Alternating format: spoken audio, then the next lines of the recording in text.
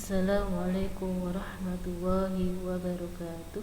Bagaimana kabarnya anak-anak? Semoga dalam keadaan sehat dan dalam lindungan Allah Subhanahu wa taala.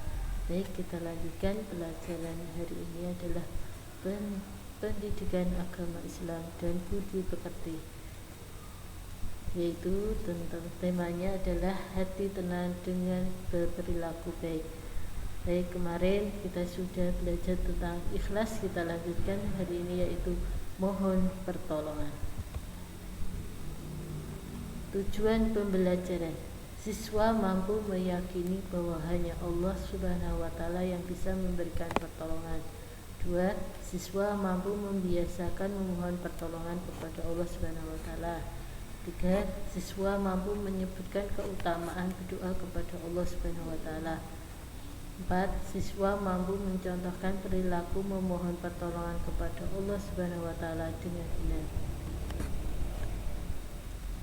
Memohon pertolongan. Allah Subhanahu wa taala memberikan nikmat kepada manusia.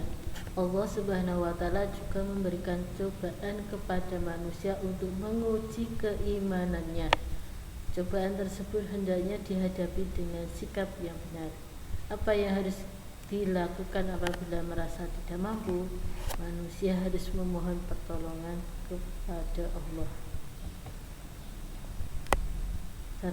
Perilaku memohon pertolongan. Setiap manusia pasti pernah mengalami kesulitan. Saat mengalami kesulitan, seseorang muslim diperbolehkan memohon pertolongan. Kepada siapa seorang muslim meminta pertolongan? Allah adalah pencipta alam semesta berserta isinya. Manusia diciptakan oleh Allah. Karena itu manusia harus memohon pertolongan kepada Allah Subhanahu wa taala.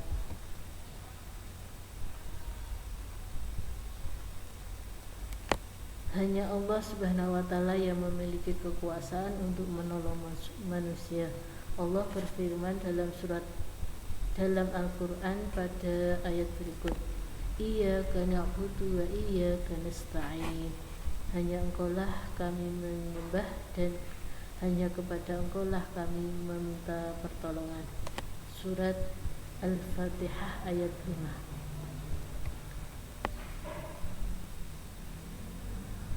Ayat tersebut menjelaskan untuk memohon pertolongan kepada Allah. Segala yang ada di bumi merupakan milik Allah. Hanya Dia yang memiliki kemampuan mengatur makhluknya. Memohon pertolongan selain Allah adalah perilaku syirik yang harus dihindari oleh setiap muslim. Perilaku syirik termasuk dosa besar. Allah Subhanahu wa taala adalah tujuan hidup manusia. Manusia hanya boleh menyembah kepada Allah. Oleh karena itu, manusia seharusnya hanya boleh menyembah kepada Allah. Allah memberikan pertolongan kepada manusia secara langsung maupun melalui perantara makhluknya.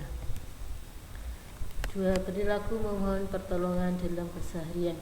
Memohon pertolongan kepada Allah Subhanahu wa taala hendaknya dilakukan dengan benar. Memohon pertolongan kepada Allah dapat dilakukan dengan tindakan berikut.